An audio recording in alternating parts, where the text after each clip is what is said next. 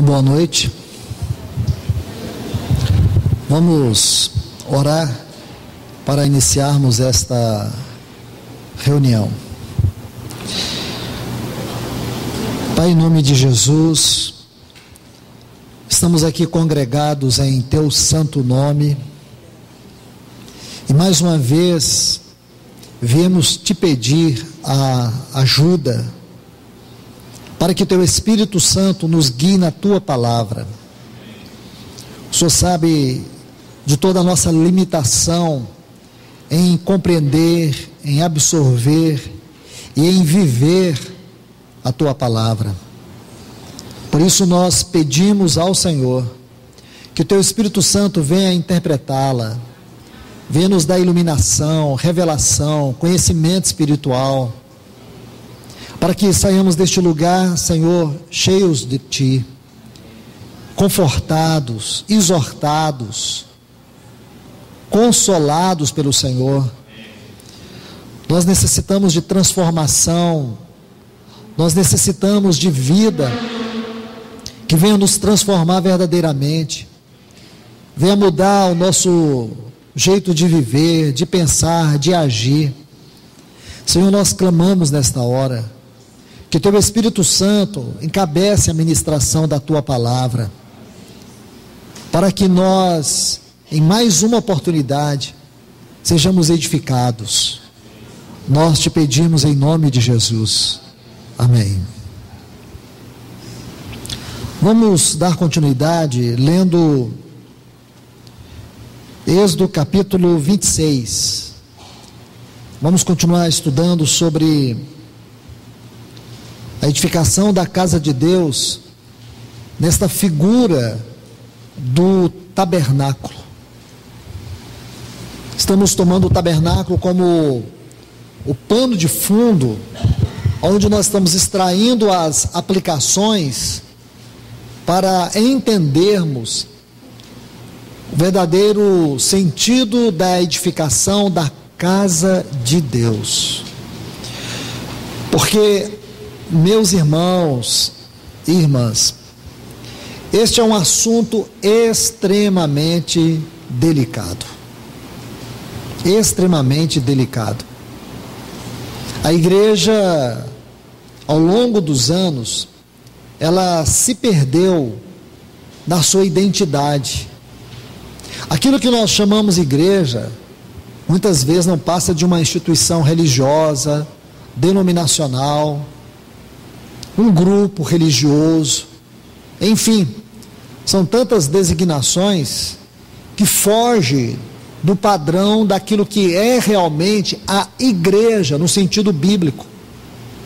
Até porque quando eu uso a palavra bíblico, ela requer uma ponderação mais cuidadosa.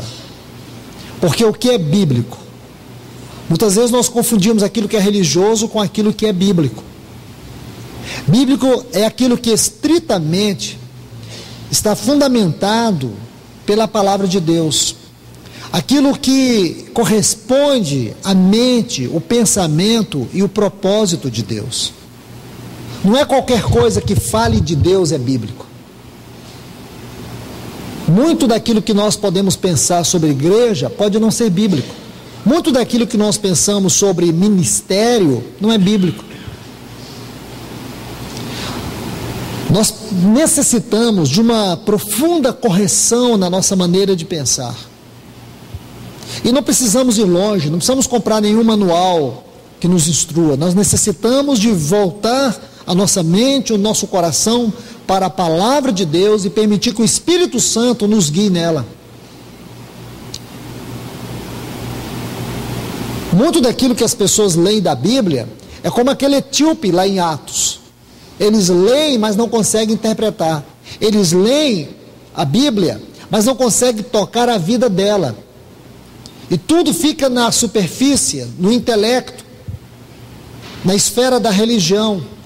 Igreja não é sinônimo de religião. Deus não tem nada a ver com religião. Por isso, vendo dentro da tipologia bíblica, esse assunto casa de Deus. É interessante pensarmos que o povo de Deus, por mais de 400 anos, esteve aprisionado, escravizado no Egito. E Deus levanta Moisés para libertar o seu povo.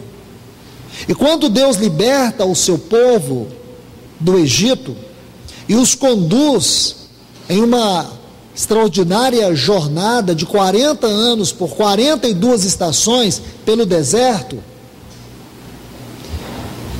quando eles chegam na 12ª, Deus dá esta revelação do tabernáculo. Por que Deus quisera este tabernáculo? Qual é o interesse de Deus pelo tabernáculo? Na verdade, você precisa conhecer a mente de Deus para entender por que Ele reivindica este tabernáculo. Como vimos no primeiro estudo, era uma figura até um tanto quanto estranha. E cheia ou recheada de detalhes, de minúcias, de particularidades. E quando você estuda todas as particularidades, os seus materiais, as suas cores, cada uma das suas peças, as suas dimensões, as suas divisões, você vai ver que todo o Novo Testamento interpreta cada um desses detalhes. Por isso, o estudo do tabernáculo é extremamente importante. E ainda mais sobre esse tema, casa de Deus. Porque o assunto casa de Deus, no contexto bíblico, é um dos mais elevados. E posso ainda, com segurança, dizer que é aquele que sofre as mais terríveis oposições do próprio inimigo. Porque Satanás tem todo o interesse que este assunto, que esta doutrina, que esta realidade espiritual venha a ser diluída no meio do povo de Deus, que na prática nós nunca venhamos experimentar o que é casa de Deus. E o Senhor nos permitiu voltar a esse estudo do tabernáculo, para continuar vendo detalhes importantes aqui para a nossa vida. E agora, depois de ver sobre as tábuas, Êxodo capítulo 26, versículo 26, apenas até o 30. Farás também 5 barras de madeira de acácia. Nós já estudamos sobre a madeira de acácia, então não há necessidade de voltarmos aqui. Para as tábuas de um lado do tabernáculo, e 5 barras para as tábuas do outro lado do tabernáculo, e 5 barras para as tábuas do lado posterior do tabernáculo, ao ocidente. A barra do meio passará no meio das tábuas, de uma extremidade à outra. Cobrirás as tábuas de ouro, e farás seus anéis de ouro para meter por eles as barras, e cobrirás também de ouro as barras. Versículo 30. Levantarás o tabernáculo conforme o modelo que te foi mostrado no monte. Somente até aqui. Vamos prestar atenção sobre estas figuras aqui, estas 5 barras. Como vimos, são 5 barras de um lado. Lembre-se, o tabernáculo tinha 20 tábuas de um lado, 20 tábuas do outro lado, 6 tábuas atrás, e uma em um canto, outra no outro canto. Então, ao todo, 48 tábuas. Agora, na leitura que fizemos, diz que essas tábuas, elas eram travadas por essas 5 barras de madeira de acácia revestidas de ouro. Você precisa captar a figura aqui, ou essas figuras. 5 barras. Essas 5 barras, elas tinham como propósito a sustentação, a união, firmar essas tábuas, prendê-las, juntá-las, para que elas pudessem adquirir sua firmeza, suporte, para que o tabernáculo tivesse a sua a sua formatação segura para que as coberturas viessem. Vamos ver o aspecto espiritual de tudo isso. Meus irmãos e irmãs, como já lhes disse, cada detalhe aqui do tabernáculo tem uma mensagem. Nós estamos estudando sobre a casa de Deus. Lá no Antigo Testamento, em Êxodo capítulo 25, ou a partir de Êxodo 25, nós temos essa figura do tabernáculo, como o tabernáculo do testemunho. E ali, na parte mais íntima desse tabernáculo, no lugar santíssimo, era onde a glória de Deus vinha sobre a arca da aliança.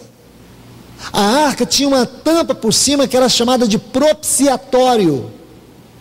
E era ali onde Deus se encontrava com o sumo sacerdote, uma vez por ano, no dia da expiação, da festa da expiação, quando ele entrava para fazer um sacrifício para todo o povo. Aí a glória de Deus vinha sobre aquele lugar, o sangue era aspergido, era derramado. Então todos nós já ouvimos, de alguma maneira, abordagem sobre esse assunto. Agora, por favor, vamos entender a aplicação espiritual dessas 5 barras. Se você observar do átrio, o átrio era a parte externa, era o pátio externo do tabernáculo. E quando se entrava aqui, e é o nosso próximo assunto, você vai ver que havia as colunas. Havia 4 colunas, depois 5 colunas, que é o texto seguinte, que uma delas, especialmente essa parte que fala das 5 colunas, tem a ver com essas 5 tábuas. Meus irmãos, isto fala dos 5 ministérios. Permita-me ler os textos relativos a estas 5 tábuas. Efésios, o capítulo 4, versículo 11 a seguir diz: e ele mesmo concedeu uns para apóstolos, outros para profetas, outros para evangelistas, outros para pastores e mestres. Então nós temos aqui apóstolos, profetas, evangelistas, pastores e mestres. Podem ver essas 5 varas. 5 varas. Querendo o aperfeiçoamento dos santos para a obra do ministério, para a edificação do corpo de Cristo, até que todos cheguemos à unidade da fé e do pleno conhecimento do Filho de Deus, na condição de um homem maduro, à medida da estatura completa de Cristo, para que não sejamos mais como meninos, agitados pelas ondas e levados em roda por todo o vento de doutrina, pelo engano dos homens, que com astúcia induzem ao erro, mas, agarrando-nos à verdade em amor, cresçamos em tudo naquele que é a cabeça, Cristo, de quem todo o corpo bem ajustado e consolidado entre si. Agora, olha essa frase: por todas as juntas que se ajudam mutuamente, segundo a atividade de cada membro, recebe o seu crescimento para ir edificando-se em amor. Aqui você vê uma porção maravilhosa desta epístola aos Efésios, os 5 ministérios. Meus irmãos e irmãs, na mesma proporção que você vê toda a confusão acerca do caráter, identidade, vocação, chamamento da igreja, você também vê sobre os ministérios. Biblicamente, os ministérios têm a ver com os dons de Cristo, ou são dons de Cristo, outorgado aqueles os quais Ele chama. Não são pessoas que se colocam para esta função ou para estas funções. Hoje há uma verdadeira deturpação, uma perversão no que diz respeito ministério. Virou título, posições hierárquicas na igreja. Mas uma igreja corrompida só pode ser gerada por homens corrompidos. O que se espera de uma corrupção doutrinária? Uma igreja corrompida, que é fruto de homens corrompidos, que ministram uma doutrina corrompida para edificar uma igreja corrompida. Igreja não é isso, irmãos. Igreja não tem nada a ver com isso. A igreja é a expressão do testemunho de Deus na terra. Não vamos usar livros para interpretação, vamos usar a Bíblia. Abra sua Bíblia aqui em 1 Timóteo.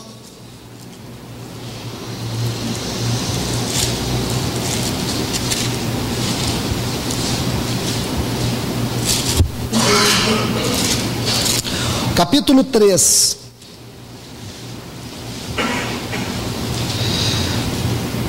O versículo 14 e o 15.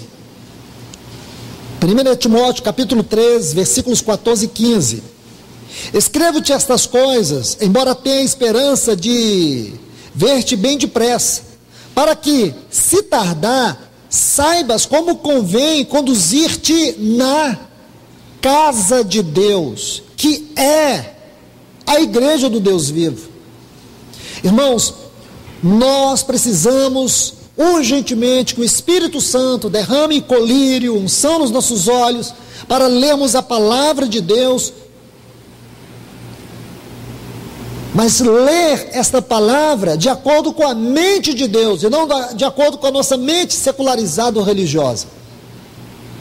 Porque quando você vê esta frase, casa de Deus, que é a igreja do Deus vivo, casa de Deus, igreja do Deus vivo, você percebe a ligação dessas duas frases?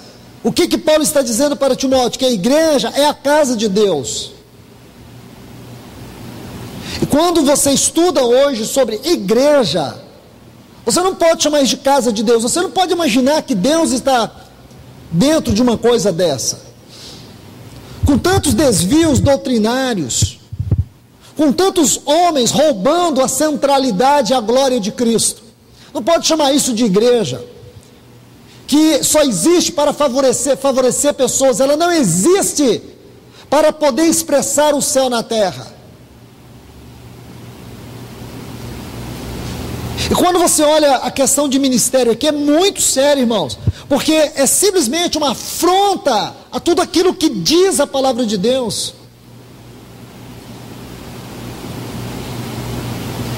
Ministério, segundo a Bíblia, é um dom espiritual. Ninguém nasce com essas aptidões. Recebe de Deus um chamado. É Ele que capacita. É Ele que trabalha nessa pessoa. Eu já ouvi muitas vezes as pessoas dizer assim: eu quero fazer a obra de Deus. Deus não precisa que ninguém faça a sua obra. Às vezes as pessoas dizem: mas eu tenho que fazer a obra de Deus. Ninguém tem que fazer a obra de Deus. A obra é de Deus, é Ele que faz. Mas Ele não usa o homem? Sim, agora vamos falar a linguagem da Bíblia. Ele usa. Então, para que Deus levante um homem para fazer a sua obra, primeiro Ele tem que fazer a obra nessa pessoa. Deus, Ele faz a obra em alguém, para que alguém possa servir na sua obra. Então você entende? O que virou ministério hoje?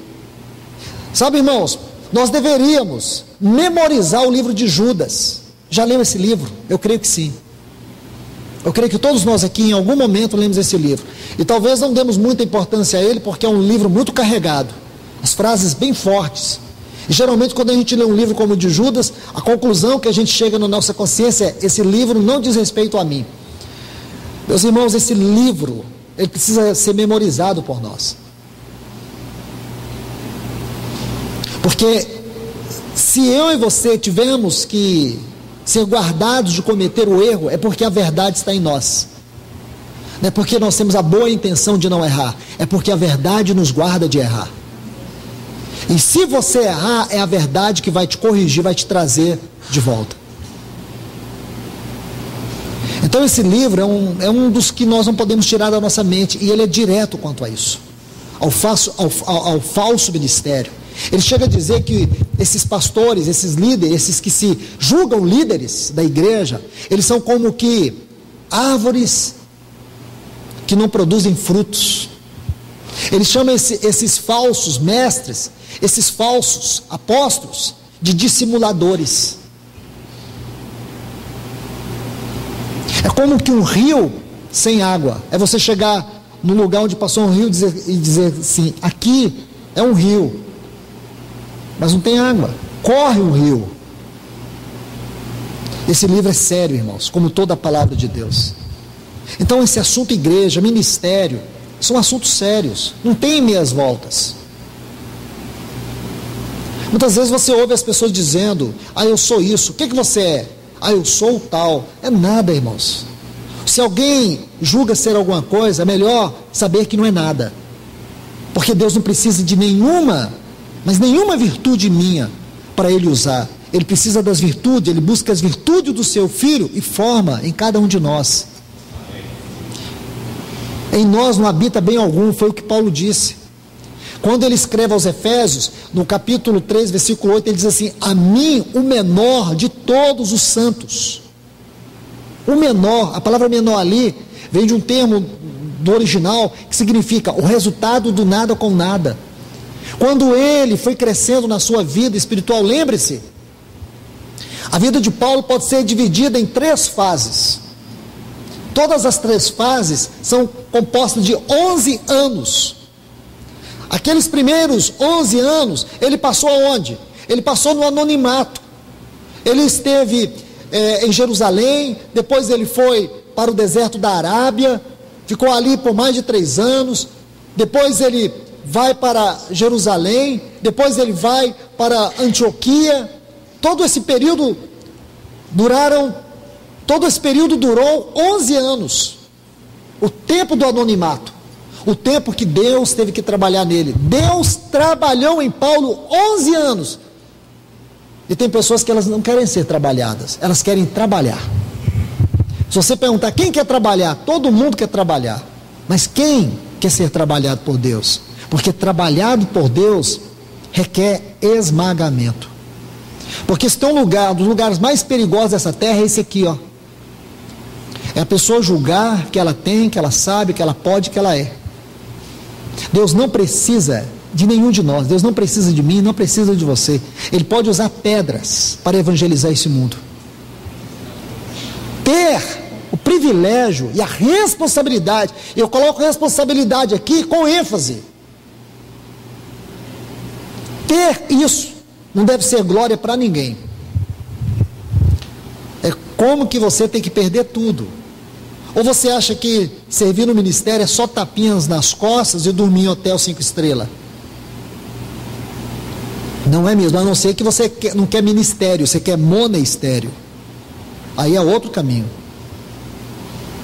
A não ser que você quer ser aqueles profetas que Obadia sustentava no tempo de Elias dentro de cova. Porque tem pessoas que querem o ministério para ser sustentado, porque não tem o que fazer. Não deu certo em nada na vida, então você é um servo de Deus no ministério. Talvez essa seja a expressão do mais elevado grau de loucura que uma pessoa pode ter. Porque não adianta uma pessoa se colocar no ministério sem a vida de Cristo, sem o encargo do Senhor. Aí você não vai buscar a mente de Deus. Sabe o que você vai buscar? Fórmulas. Sabe o que você vai buscar? Entretenimento. Aí sabe o que é bom? Contar piada, fazer o povo rir, mexer com a estima das pessoas, colocá-las para cima enquanto elas estão caminhando para o inferno. Você entende? Aí esse tipo de ministério, coloca o ministério aqui com M minúsculo, só serve para produzir pessoas doentes. Porque de maneira geral, irmãos, a alma das pessoas, a mente das pessoas, no coração das pessoas existem muitas batalhas, guerras. Nós estamos aqui nesta reunião nessa noite. Quantas lutas tem no coração de cada um de nós? Quantas situações delicadas você tem vivido nesses últimos dias? Quantas frustrações, quantas batalhas estão sendo travadas no seu coração? E ficar brincando com o sentimento das pessoas, ficar vendendo ilusões para elas. Isso deveria ser, irmãos, caso de polícia. Esse modelo de ministério deveria ser caso de polícia. Isso deveria ser crime hediondo. Esses que usam da inocência, da ignorância das pessoas para arrastá-las sobre si ou após si. A Bíblia é veemente contra essas pessoas. Citei o livro de Judas para vocês, mas poderíamos ver nos ensinos do nosso Senhor Jesus e dos apóstolos como ele era firme em relação àquilo que nós chamamos de ministério.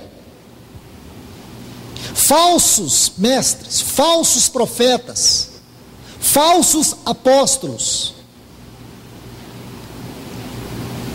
E muitas vezes, irmãos, parece que é isso que o povo pede.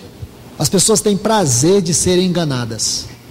Elas gostam de ter um guru na vida delas, gostam de ter uma referência, gostam de ter uma pessoa que faz tudo por elas, ora por elas, seja crente no lugar delas. É isso que a Bíblia diz, um cego guiando outro cego.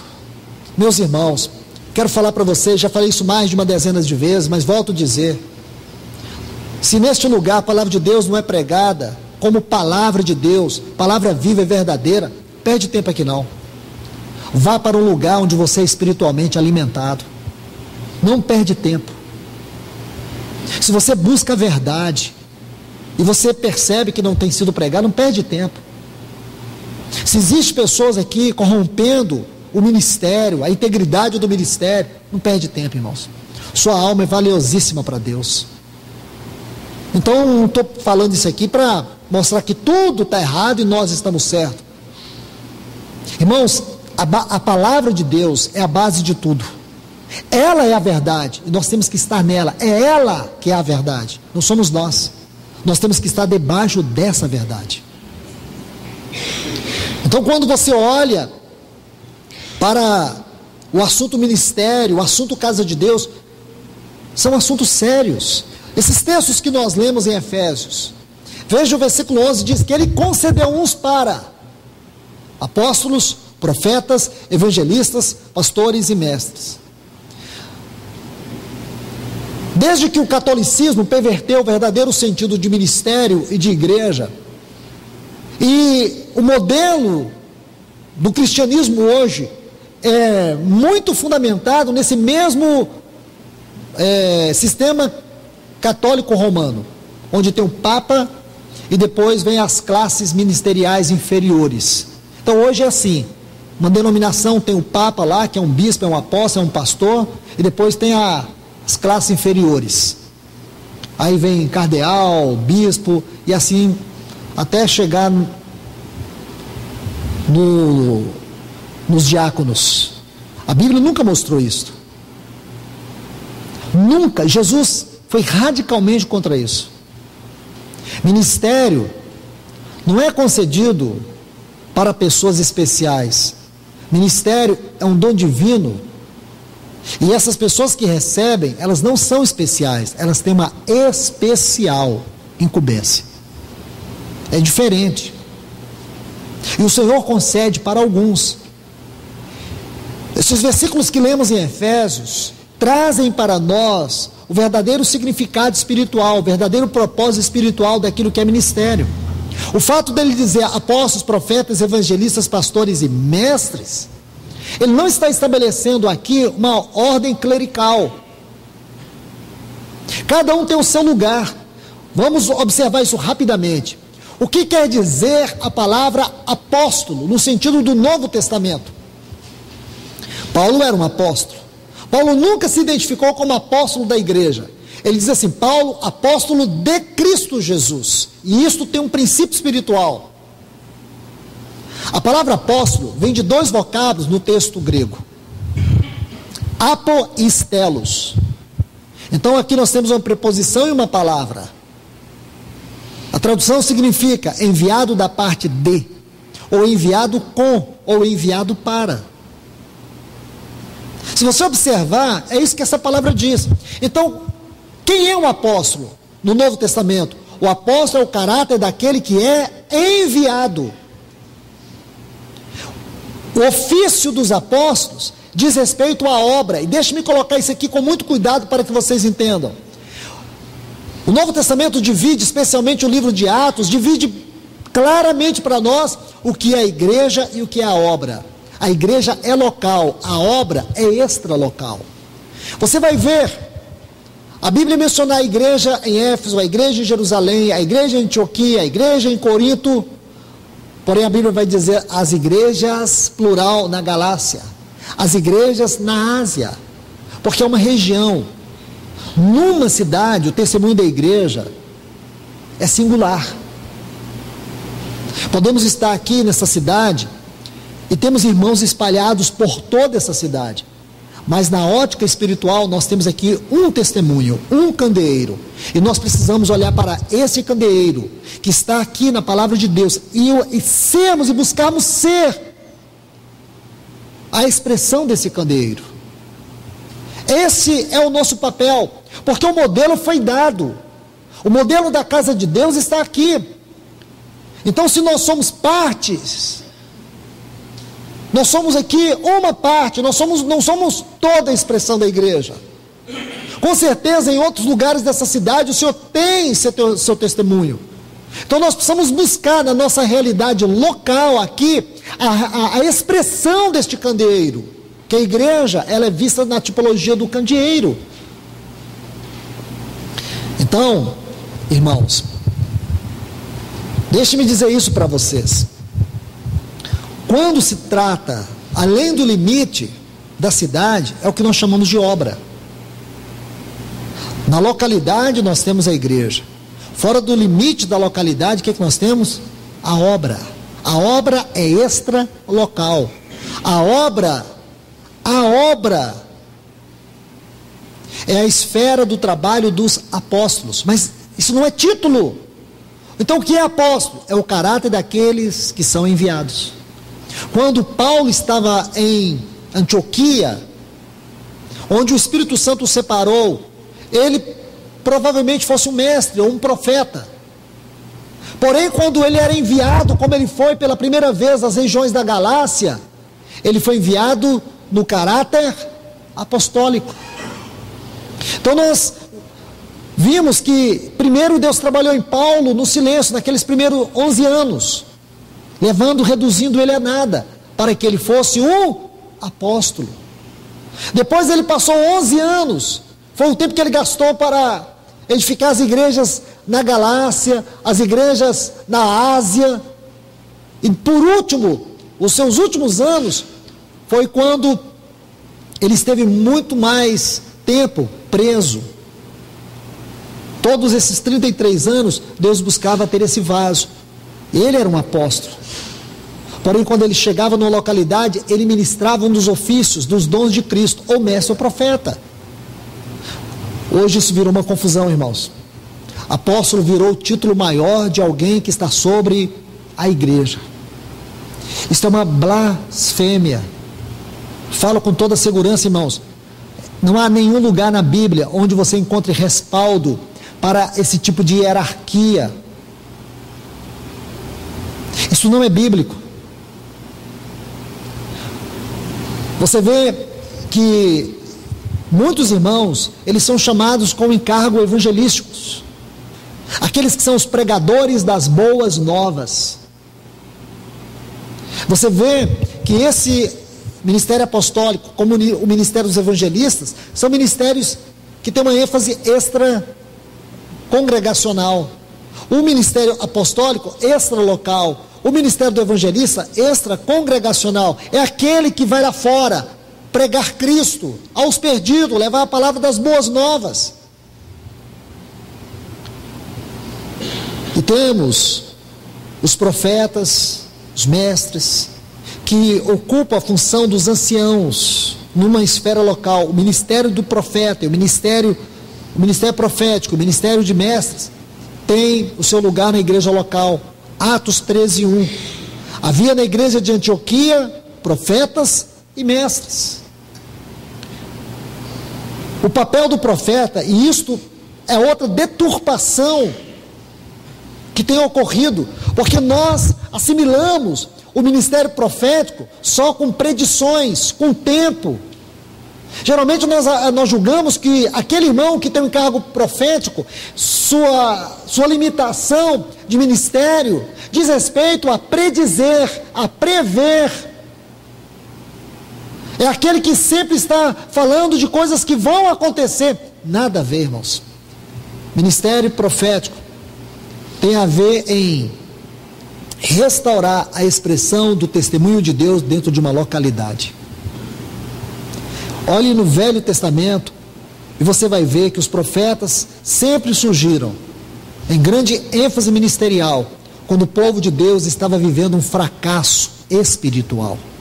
Aí os profetas vinham com o propósito de trazer o povo de volta para a centralidade do testemunho de Deus. Então o ministério profético tem a ver em comunicar os pensamentos, a mente, o propósito de Deus. Não só ficar predizendo o que vai acontecer.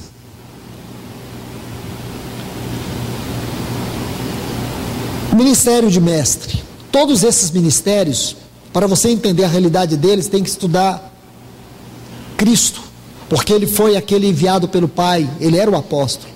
Como diz o escritor aos Hebreus, o apóstolo da nossa confissão.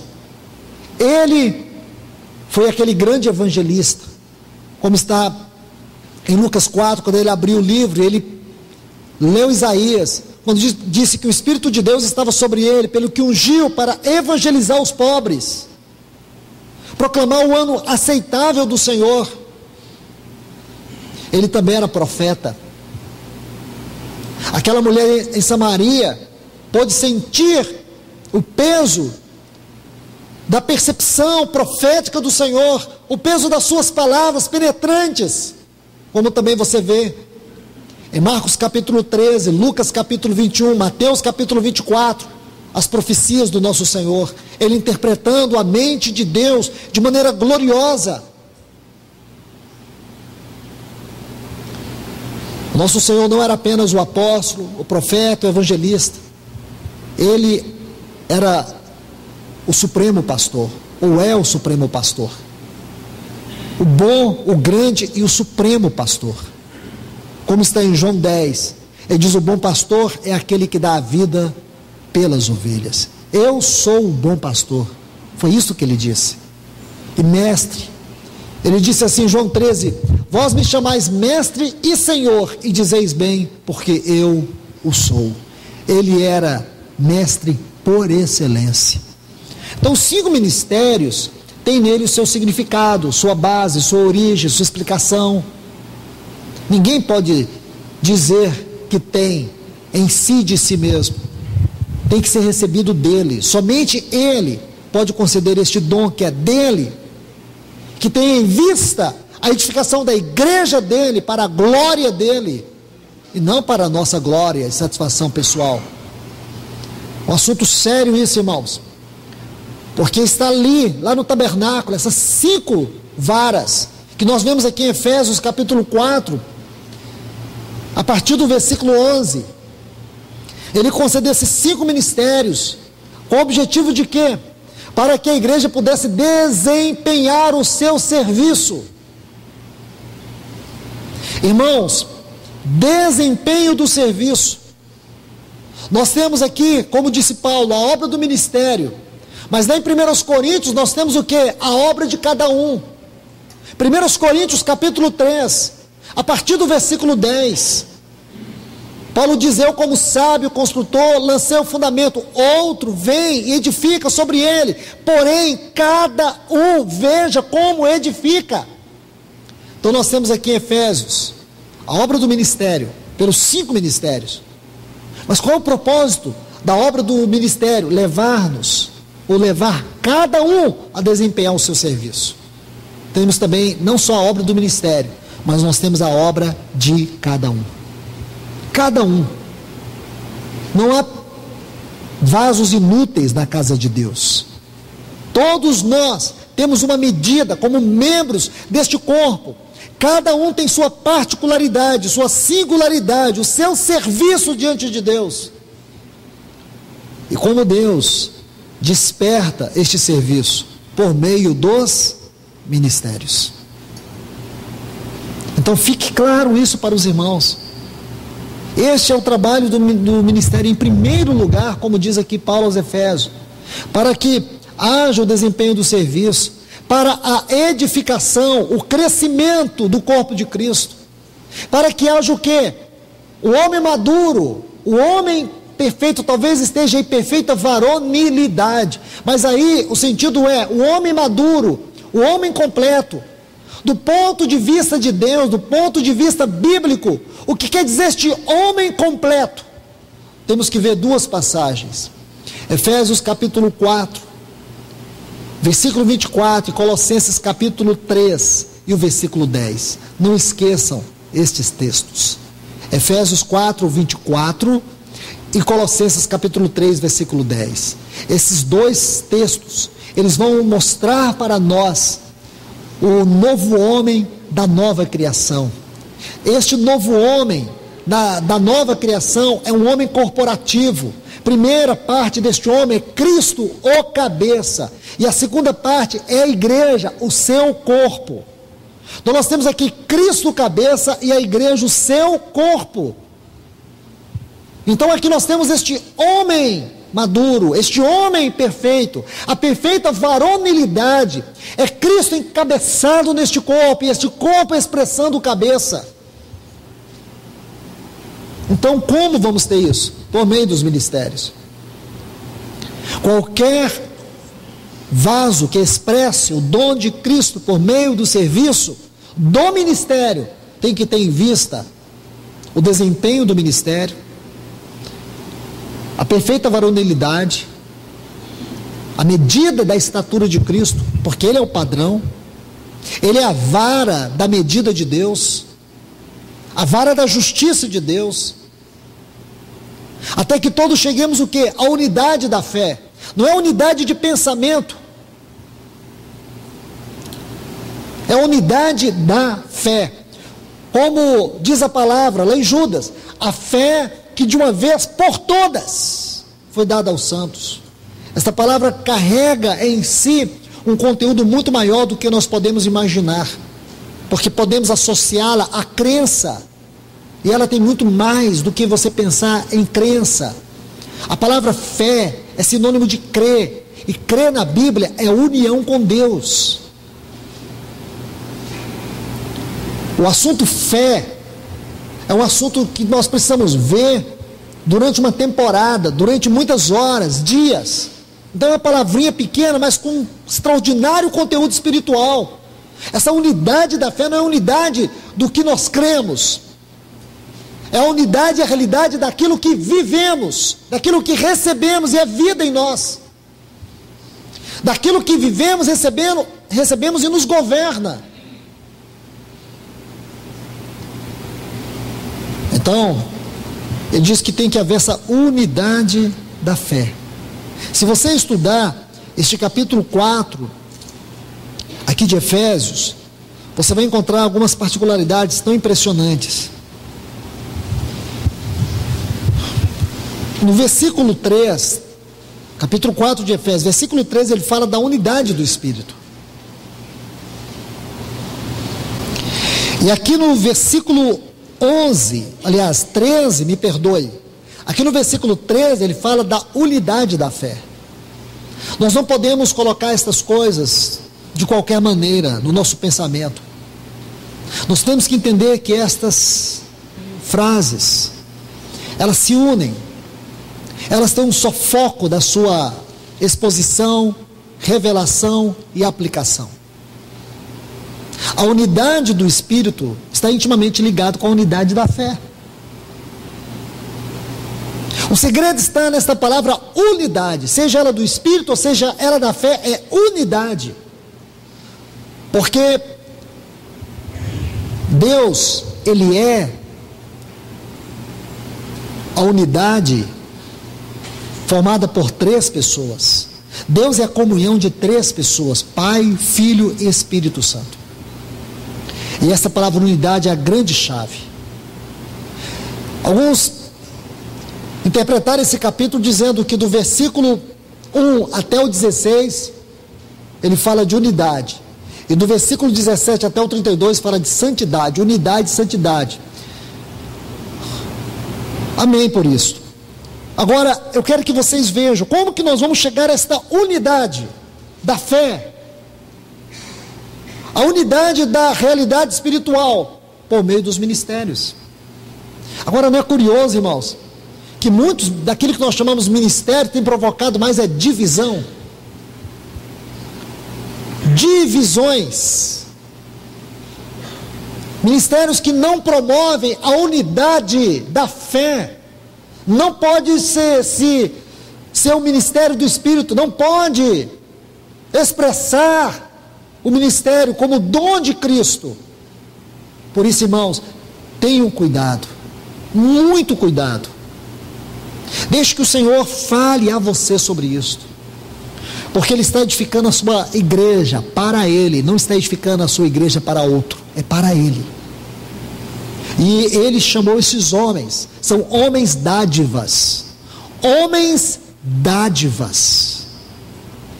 Permita-me avançar um pouco, por mais que eu esteja caminhando aqui dentro de uma porção tão grandiosa da palavra, esses versículos de Efésios 4, aí ele fala, até que todos cheguemos à unidade da fé e do pleno conhecimento do Filho de Deus. Essa frase, pleno conhecimento, é apenas um vocábulo no texto original. Epignosis. Epignosis. A palavra epi dá o sentido de olhar por cima. Gnosis, conhecimento. A tradução correta dentro desse contexto é ver da maneira mais elevada. Então, por favor, vamos corrigir aqui o sentido de conhecimento, porque nós podemos traduzir esse conhecimento no campo do intelecto, no pensamento acadêmico.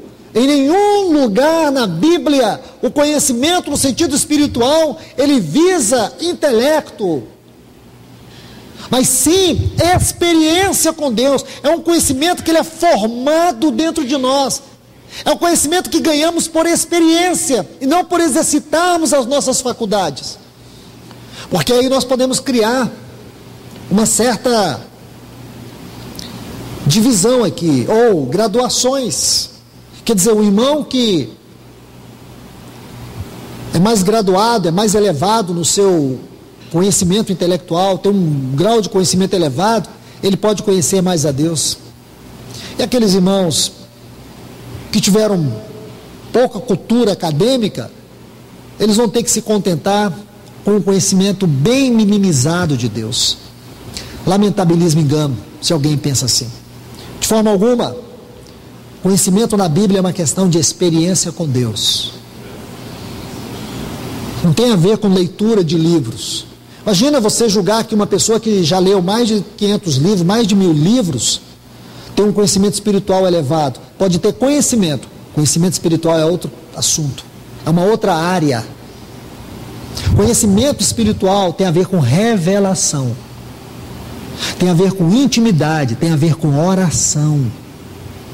Sabe, um dos meios mais importantes de se obter conhecimento espiritual?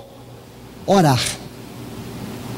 Agora, não me venha com essa oração formatada, religiosa, essa oração de pedintes, nada.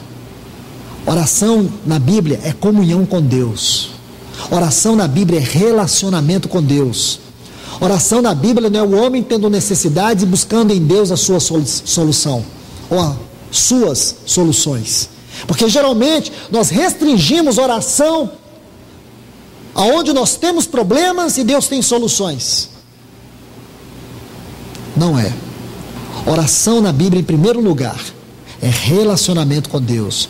Oração na Bíblia, em primeiro lugar, não é falar com Deus, é ouvir o falar de Deus. A primeira oração na Bíblia não foi o homem falando com Deus, foi Deus falando com o homem. Adão, aonde estás?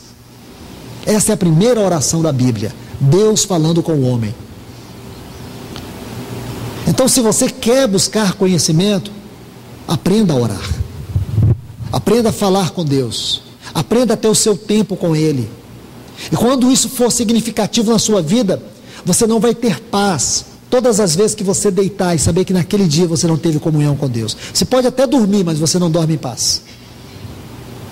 Quando você sabe o que é oração, você vai colocar ela em prioridade na sua vida. Mais importante do que ter conhecimento na palavra é ter um conhecimento de Deus. E esse conhecimento de Deus, da pessoa dele, vai se amplificar à medida que você tocar a palavra. Deus vai deixar de ser um objeto literário para ser uma realidade profunda. Muitas pessoas estão padecendo na vida espiritual, não é porque elas estão cometendo pecados morais, é porque elas estão se perdendo na luz. Elas estão estão ignorando, desprezando a luz. E a gente fica muito preocupado com a nossa carne, e temos que ficar dia e noite. Porém, irmãos, não esqueça de um detalhe: preocupe com a sua carne mesmo, isso é fato. Não brinque com ela, mas não julgue que esse é o ponto mais elevado da sua experiência, dos cuidados que você deve ter com você mesmo. Um dos mais sutis cuidados que nós temos que ter é se estamos nos desviando da luz, ou se temos rejeitado a luz, se temos desprezado a luz. Luz é sinônimo de vida, é sinônimo de verdade e é sinônimo de santidade de Deus. Então, muito cuidado com isso. Então, por favor, ele diz aqui, do pleno conhecimento do Filho de Deus, na condição do homem maduro, à medida da estatura completa de Cristo. Aí ele diz, para que não sejamos mais como meninos agitados. Está vendo aqui? Meninos. O que quer dizer isso, irmãos? Muito da infantilidade da igreja é fruto do ministério que não tem sido eficaz. É claro que não somente isso, mas pode ser também fruto daqueles que desprezam a luz do Senhor. Muitos irmãos não crescem, não é porque Deus não fala com eles, é porque eles não ouvem a Deus. Ouvir não é escutar. Há uma grande diferença entre você ouvir e escutar. Biblicamente isso é profundo.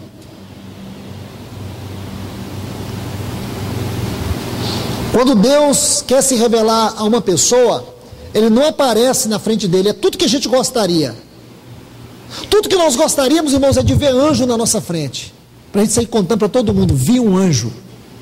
E você vai ver que os homens na Bíblia, a maneira como Deus se revela para eles é de forma íntima. Quando o Senhor Jesus foi mostrar sua face para Paulo, cegou ele, a visão veio pelo ouvido. Quando ele diz, eu não fui desobediente à visão celestial, lembra? Atos 26, 19, quando ele disse para Agripa, quando ele contou todo o relato da sua conversão, ele conclui assim, porém, ó rei Agripa, não fui desobediente à visão celestial.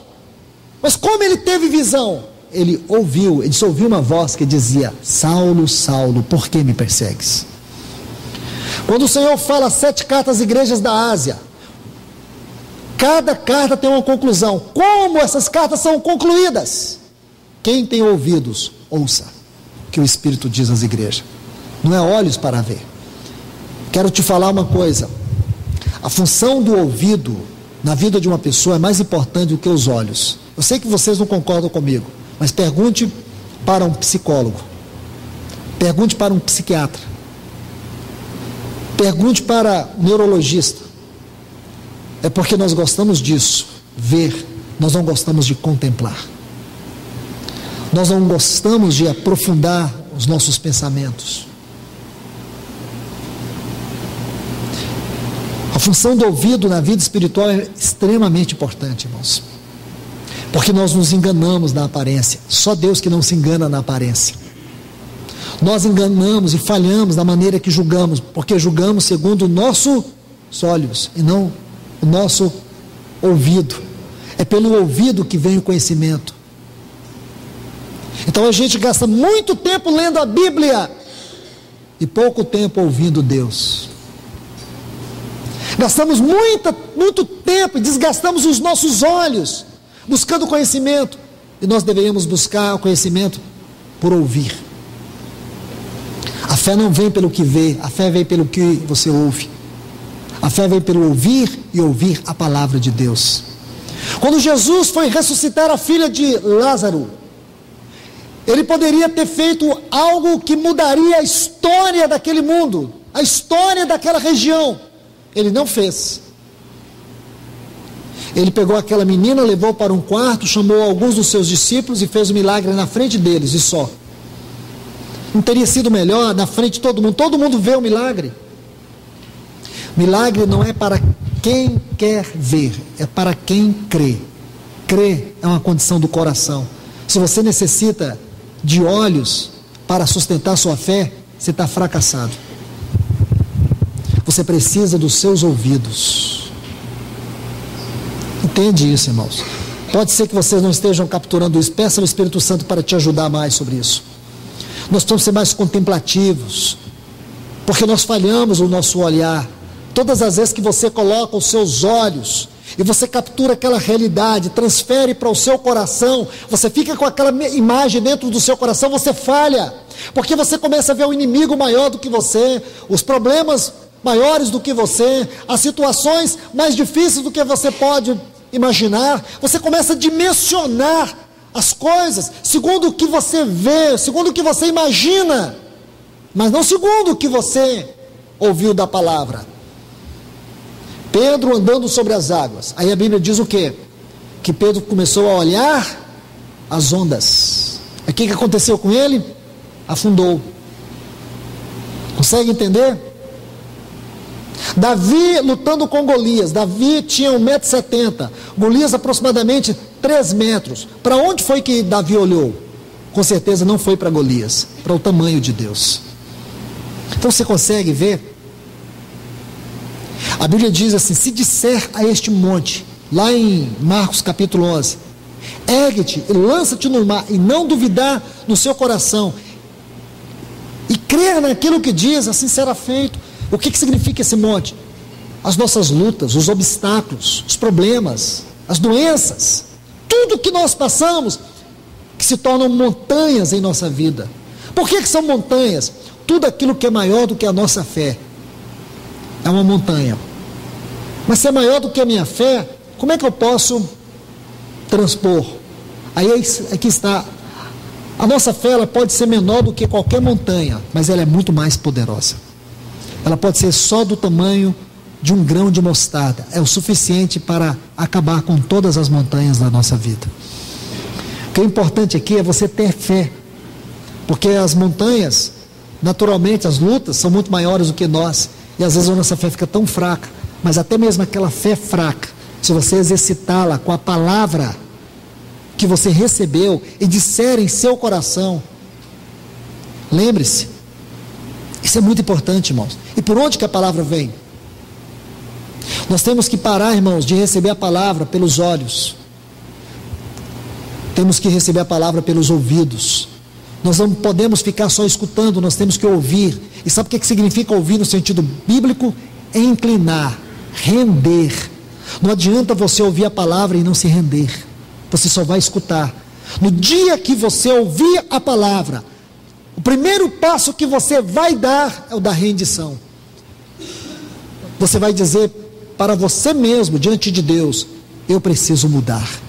Senhor, faz isso ser vida na minha vida. E não ficar apenas dizendo: que boa palavra, nós temos um pregador, mas foi muito boa a reunião. Irmãos, a reunião quem tem que avaliar é Deus. A reunião tem que ser para o Senhor. É pela sua misericórdia que nós nos encontramos aqui, e Deus sabe da necessidade de todos nós, e por isso que Ele nos fala, porque Ele quer entrar lá dentro, Ele quer perfurar como uma espada, Ele quer perfurar o nosso coração e fazer a sua grandiosa obra segundo a necessidade que nós temos agora dEle. E por que somos meninos? Concluindo, irmãos, eu vou concluir isso em 5 minutos, prometo para vocês. para que não sejamos mais como meninos agitados pelas ondas e levados ao redor por todo o vento de doutrina e pelo engano de homens que com astúcia induzem ao erro. Eu creio que isso aqui não precisa dizer muita coisa, porque muitos cristãos, eles estão assim, agitados por ondas e levados por rodas de ventos de doutrina. Cada dia aparece uma coisa nova, eles ficam seguindo novas doutrinas. Irmãos, nós precisamos entender, Deus não tem nada novo para nos dizer. Tudo que Deus diz para nós nesse tempo, o seu Espírito já dizia há 2000 anos atrás na igreja primitiva. Nós precisamos redescobrir a realidade do ensino da igreja primitiva. Não precisamos ir longe, irmãos. O livro de Atos, é só lermos este livro e deixar que o Espírito Santo traduza para o nosso coração toda a grandeza da vida prática da igreja primitiva, a doutrina dos apóstolos, a comunhão, o partir do pão e as orações. São os 4 pilares da igreja primitiva. Aí ele diz mais ainda: mas agarrando-nos à verdade, em amor, cresçamos em tudo naquele que é o cabeça, Cristo, de quem todo o corpo bem ajustado, consolidado, que é o trabalho das varas. E cada frase dessa que você lê no versículo 15 e 16, nós vamos encontrar a correspondência no que ele já havia dito desde o versículo 12. Se nós quisermos entender isso, irmãos, temos que fazer um exercício de leitura para nós fazermos as associações dessas frases, e aí nós vamos descobrir o lindo quadro que o Espírito Santo coloca diante de nós nestes textos. Então eu não vou fazer isso agora, é claro. Ele diz de que em todo o corpo, bem ajustado, consolidado. Está vendo, irmãos? Ele já havia dito isso, só para você ter um exemplo. Versículo 12, ele diz assim: para a edificação do corpo de Cristo. A mesma coisa ele diz aqui, agora ele vai ampliando a revelação. Aí ele diz assim: consolidado entre si por todas as juntas que se ajudam mutuamente. Está vendo aqui quando ele diz assim, ó, querendo o aperfeiçoamento dos santos. Está vendo? O aperfeiçoamento dos santos, ele vai dizer isso: consolidar, aperfeiçoar. Segundo a atividade adequada de cada um. Mesma coisa, você vai ver o desempenho do serviço dos santos. Recebe o seu crescimento para ir edificando-se em amor. Tudo isso, irmãos, só vamos encontrar significado em termos práticos por meio dos ministérios que Deus derrama sobre a sua igreja, esses homens dádivas. Somente por meio dessas varas é que as tábuas poderão estar verticais, em posição vertical, em pé, sendo esse santuário para a glória de Deus. Que o Senhor nos ajude, irmãos. No próximo estudo nós vamos ver agora essas 5 colunas, que tem a ver com 5 ministérios, que é o propósito de nos levar a uma experiência além do véu. Que o Senhor nos ajude, que o Senhor possa nos dar um tempo de refrigério com a sua palavra. Que Deus nos abençoe. Pai, no nome de Jesus, nós te louvamos e te agradecemos. Obrigado, Senhor, por esse momento que passamos aqui, ouvindo a tua palavra, meditando nela. Que esta palavra, Senhor, penetre nos nossos ouvidos, que ela seja vida em cada um de nós. Senhor, ministra a nós, ministra ao nosso coração, vem e derrama a tua palavra, Senhor, porque a tua igreja necessita ser conduzida aos pastos verdejantes das tuas revelações, as águas tranquilas da tua sabedoria, do teu propósito, como nós necessitamos, Senhor. Que mais uma vez tenhamos recebido do Senhor algo fundamental para a nossa edificação. Abençoa o teu povo, guarde-os debaixo do teu grande nome. Amém, Senhor.